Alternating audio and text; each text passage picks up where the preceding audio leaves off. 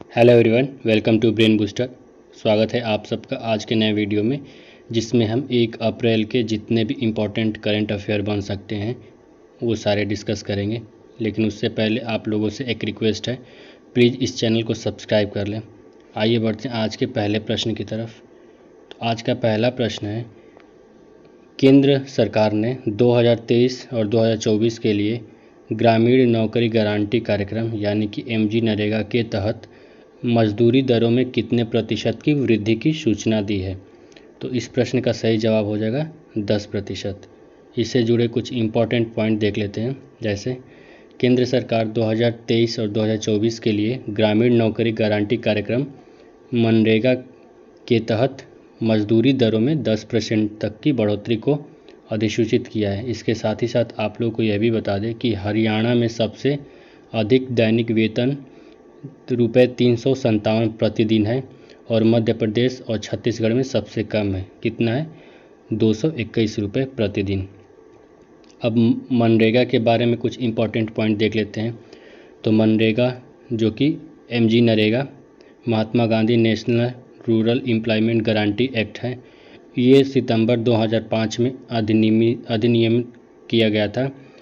ये किसके द्वारा किया गया था? तो ग्रामीण विकास मंत्री रघुवंश प्रसाद सिंह द्वारा प्रस्तुत किया गया था और भारत की संसद द्वारा अधिनियमित किया गया था। इसका उद्देश्य ये था कि एक वित्तीय वर्ष में कम से कम 100 दिनों का मजदूरी रोजगार देना। मतलब ये क्या प्रोवाइड करता है? Right to employment. किसको?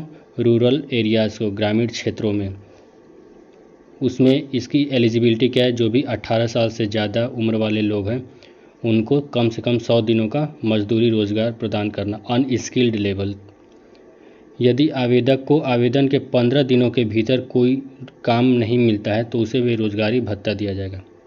यानी कोई 18 साल से ज़्यादा उम्र का व्यक्ति है जो MG नरेगा में मनरेगा में आवेदन कर दिया है लेकिन उसको 15 दिनों के भीतर कोई काम नहीं मिल रहा है तो सरकार उसे क्या देगी? बेरोजगारी भत्ता देगी।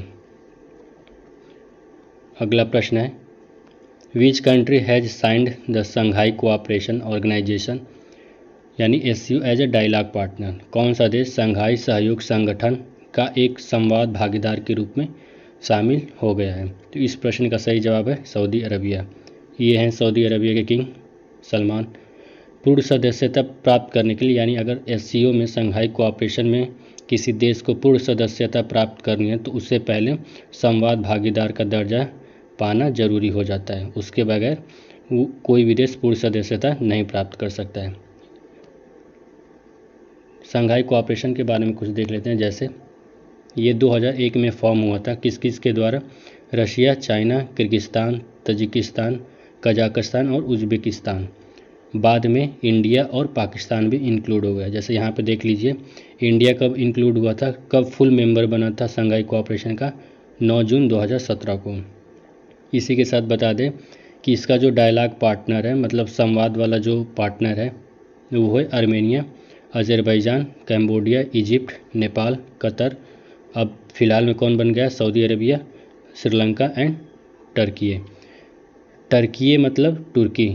फ़िलहाल जल्द ही तुर्की का नाम करके टर्की कर दिया गया। द ऑफिशियल लैंग्वेज जो है SCO का, शंघाई कोऑपरेशन का ऑफिशियल लैंग्वेज क्या है? चाइनीज़ और रशियन। इसका हेडक्वार्टर कहाँ पे? तो इसका हेडक्वार्टर है बीजिंग, जो कि चाइना में पड़ता है। 2022 में ईरान ने साइन किया था इसका फुल मेंबरशिप लेने के लिए। आइए देख लेते हैं सऊदी अरबिया का लोकेशन। तो ये है सऊदी अरबिया, जिसका कैपिटल क्या है? रियाद है। यहाँ पे ये आप लोगों को दिख रहा होगा कि इधर रेड सी है सऊदी अरबिया के साइड में, मतलब सऊदी अरबिया के वेस्ट साइड में रेड सी है और साउथ साइड में क्या है? अरबियन सी है। अरबियन सी से ये जुड़ा हुआ है, मतलब डायरेक्टली नहीं कनेक्ट है, लेकिन इसके वेस्ट साउथ में क्या है? अरबियन सी है। ये बॉर्डर किस से टच करता है? तो ये बॉर्डर यमन से टच करता है, ओमान से, UAE यहाँ पे आप लोग को दिख रहा होगा। यहाँ पे आप लोगों को कतर, ये कतर की कैपिटल क्या होगी? दोहा। और यहाँ पे आप लोगों को इराक दिख रहा होगा और यहाँ पे जॉर्डन। ये सब जितनी भी कंट्री है वो सऊदी अरबिया को बॉर्डर टच करती हैं।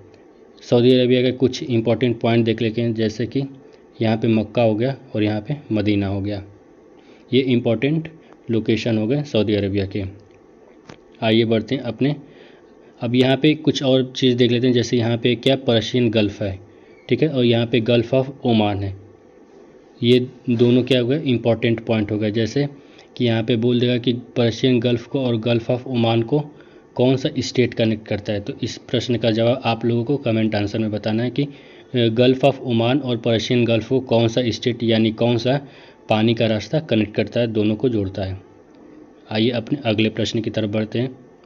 तो आज का अगला प्रश्न है, who has taken over the new president of ASSOCHAM. ASSOCHAM के नए अध्यक्ष के पदभार में किससे नियुक्त किया गया है। इस प्रश्न का सही जवाब हो जाएगा अजय सिंह। ये रहे अजय सिंह, जिनको असोचैम के न्यू प्रेसिडेंट के पद पे अपॉइंट किया गया है। यहाँ पे देखिए ये कौन है, सुमंत सिन्हा, जिनको रिप्लेस करके ये अजय सिंह असोचैम के प्रेसिडेंट बने हैं।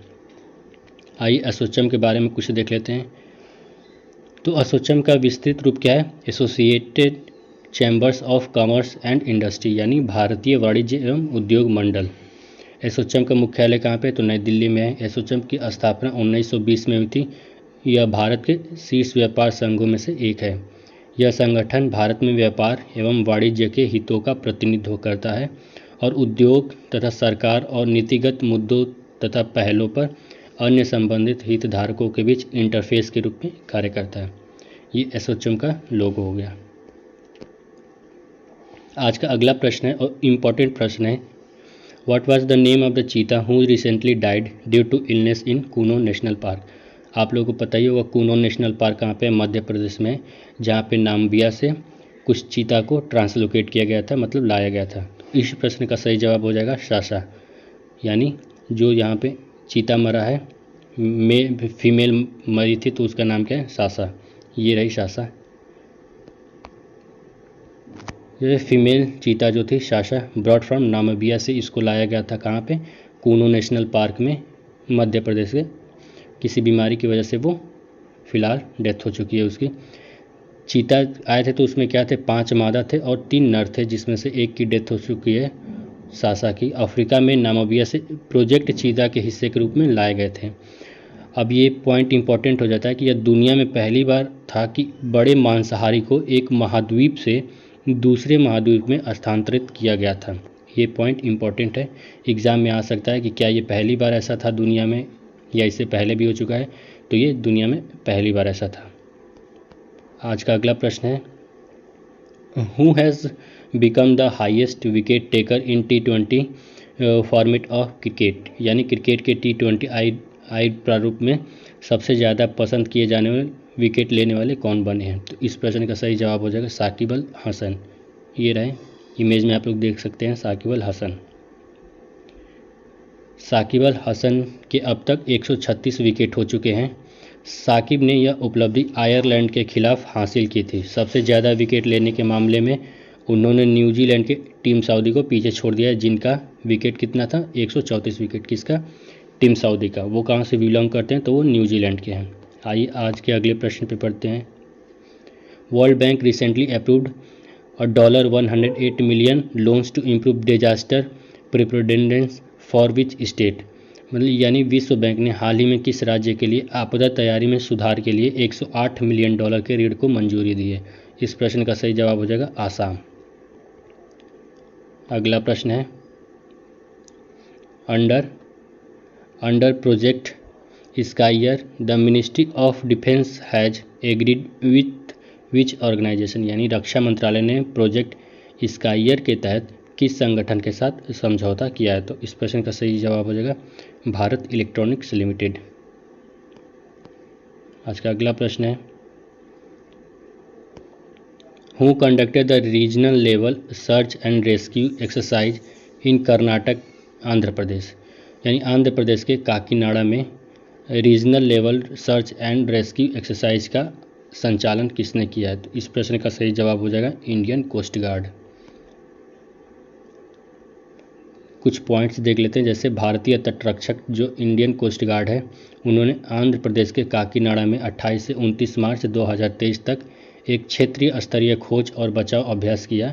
इसका उद्देश्य है कि वास्तविक समसामयिक समुद्री आपदा परिदृश्य जैसे नकली स्थिति बनाना और बड़े पैमाने पर बचाव अभियान के काम करने के तरीके को उजागर करना है। भारतीय तटरक्षक के बारे में कुछ देख लेते हैं, यानी इंडियन कोस्ट गार्ड के बारे में। तो यह एक समुद्री कानून प्रवर्तन और खोज और बचाव बल है। इसकी स्थापना 18 अगस्त 1978 में हुई थी। इसका मुख्यालय न्यू दिल्ली में है, यानी नई दिल्ली में है। आज का अगला प्रश्न है, recently which country has announced to deploy its nuclear weapon in Belarus, यानी हाल ही में किस देश ने बेलारूस में परमाणु हथियार तैनात करने की घोषणा की है। इस प्रश्न का सही जवाब हो जाएगा, सॉरी ये प्रश्न थोड़ा मिस्टेक से इधर उधर हो गया। तो यहाँ पे बेलारूस की जगह पे क्या होगा, ऑप्शन आप लोग बना लीजिएगा कि रसिया, मतलब कौन से देश हाल ही में बेलारूस में परमाणु हथियार तैनात करने की घोषणा की है। तो उस प्रश्न का सही जवाब हो जाएगा रसिया। यहाँ पे बेलारूस का हम लोग लोकेशन देख लेते हैं। तो ये रहा बेलारूस। बेलारूस की कैपिटल क्या है, मिन्स्क है। ये किस किस से बॉर्डर टच करते हैं, तो इधर हो गया रशिया, इधर होगा लाटविया, लिथुआनिया। यहाँ पे रसिया का एक छोटा सा पार्ट है बाल्टिक सी के साइड में, उससे बॉर्डर नहीं टच करता है। रसिया के इस वाले मेजर हिस्से से ये बॉर्डर टच करता है। इधर पोलैंड से बॉर्डर टच करता है और यूक्रेन से टच करता है, उसके अलावा किसी से नहीं। यानी किस किस से बॉर्डर टच करता है, एक बार फिर से देख लेते हैं, Poland, Ukraine, Russia, Latvia, Lithuania. Question ये भी आ सकता है कि क्या ये बाल्टिक सी से बॉर्डर टच करता है, तो नहीं, ये बाल्टिक सी से बॉर्डर नहीं टच करता है। या क्वेश्चन में ये भी आ सकता है कि बाल्टिक सी से कौन कौन सा कंट्री है जो बॉर्डर टच करता है, उसमें बेलारूस का नाम आ सकता है, क्योंकि फ़िलहाल में यूक्रेन और रसिया के बीच में वार हुआ है। तो ये इसका करेक्ट जवाब क्या हो जाएगा कि बेलारूस नहीं बॉर्डर टच करता है। आइए बढ़ते हैं आज के अगले प्रश्न की तरफ। तो विच स्टेट या UT recently released the lake development programme, हाल ही में किस राज्य ने या केंद्र शासित प्रदेश ने झील विकास कार्यक्रम जारी किया है। तो इस प्रश्न का सही जवाब हो जाएगा तेलंगाना। झील विकास कार्यक्रम हाल ही में तेलंगाना सरकार द्वारा शुरू किया गया था। उसका उद्देश्य है कि हैदराबाद और उसके आसपास 50 जल निकायों का कायाकल्प और विकास करना है।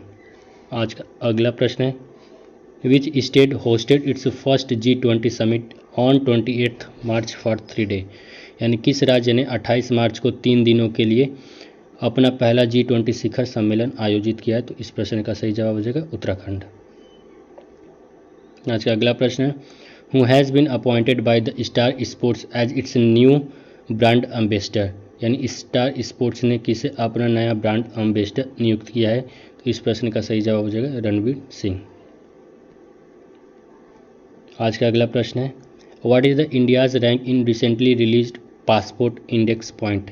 एक तो ये पासपोर्ट इंडेक्स पॉइंट होता है और एक हेनली इंडेक्स होता है, वो भी पासपोर्ट से रिलेटेड होता है, तो वो अलग है और ये वाला इंडेक्स अलग है। तो इसमें भारत का पोजीशन क्या है, 144 पोजीशन है। और पहले पोजीशन पे कौन है, UAE है, यूनाइटेड अरब एमिरेट्स। भारत इस रैंकिंग में किस पोजीशन पे है, तो 144वें स्थान पर है। महामारी से पहले 2019 में भारत का इसमें स्कोर कितना था, 71 था, जो 2022 में 73 हो गया और अब तो 144 हो गया। कल का क्विज देख लेते हैं। कल था कि when the International Day of Zero Waste observe, यानी शून्य अपशिष्ट का अंतर्राष्ट्रीय दिवस कब मनाया जाता है। इस प्रश्न का सही जवाब था मार्च 30, यानी 30 मार्च को मनाया जाता है। आज का क्विज देख लेते हैं, जिसका कमेंट में आप लोगों को आंसर बताना है। India recently signed a defence cooperation agreement with which European country, यानी भारत ने हाल ही में किस यूरोपीय देश के साथ रक्षा सहयोग समझौते पर हस्ताक्षर किए हैं। क्या वो माल्टा है या रोमानिया या फिनलैंड या डेनमार्क। तो इसका कमेंट में आप लोगों को आंसर बताना है। Thank you for watching this video. अगर आप लोग को ये वीडियो पसंद आता तो प्लीज़ इसको लाइक करें और चैनल को सब्सक्राइब करें। Thank you so much.